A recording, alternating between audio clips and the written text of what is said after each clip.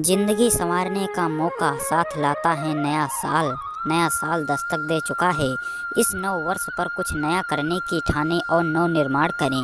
नए साल को कुछ इस तरह से जिएं कि हर दिन जिंदा दिली की मिसाल बन जाए। जानते हैं कि नए साल को अपनी ज़िंदगी के लिए रोचक किस तरह बनाया जाए।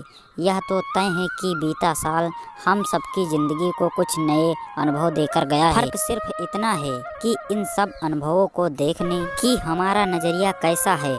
यह नज़रिया ही तय करेगा कि नया साल कैसा होगा, क्योंकि यह सिर्फ हम तय कर सकते हैं कि इस नए साल को बाकी बीते हुए सालों की तरह बिताया जाए या फिर ऐसे कि पूरी ज़िंदगी इसमें समा जाए।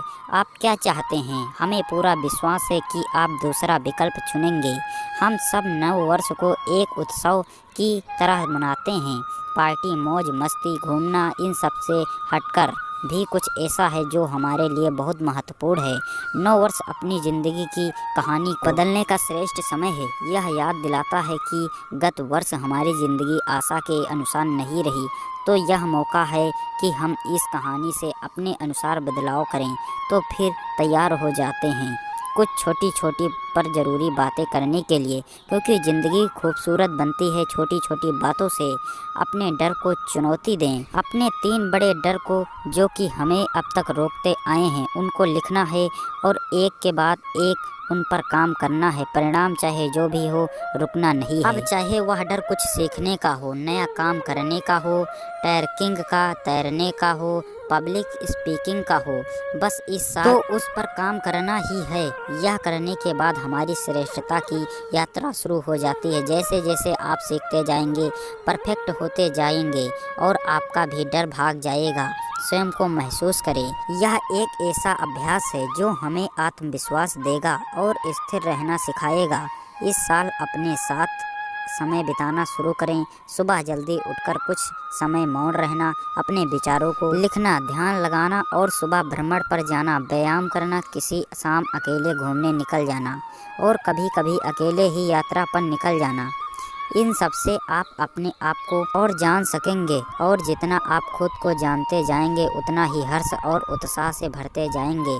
स्वयं को महसूस करने से ही सफलता मिलेगी। उत्साह का स्रोत बने। एक शोध के अनुसार यदि हम दिन में 4 सकारात्मक बातें और 1 नकारात्मक बात करते हैं तो हम खुशी वाली अवस्था में हैं। लेकिन आधुनिक समय में इसकी बहुत कमी है, इसलिए लोगों की प्रशंसा करने के मौके न छोड़ें। इसकी शुरुआत स्वयं और अपने परिवार से करें। लोगों से बात करते वक्त उत्साह और मुस्कान के साथ बात करें और इसे अपनी आदत बनाएं। साल के अंत में देखेंगे कि बहुत सारे लोग आपके दीवाने हैं। मुस्कुराने से एक अलग ही एनर्जी मिलती है जिसको बयां नहीं किया जा सकता है। अपनी खास पहचान बनाएं। लोगों को यह तय मत करने दो कि आप क्या कर सकते हैं, यह हक केवल आपका है। अपनी विशेषता को पहचानें। अपनी उन बातों पर गौर करें जो आप सबसे अलग कर सकते हैं या बहुत अच्छे से करते हैं। अपनी उन दक्षताओं पर ध्यान दें जो आप अच्छे से अभ्यास कर सकते हैं।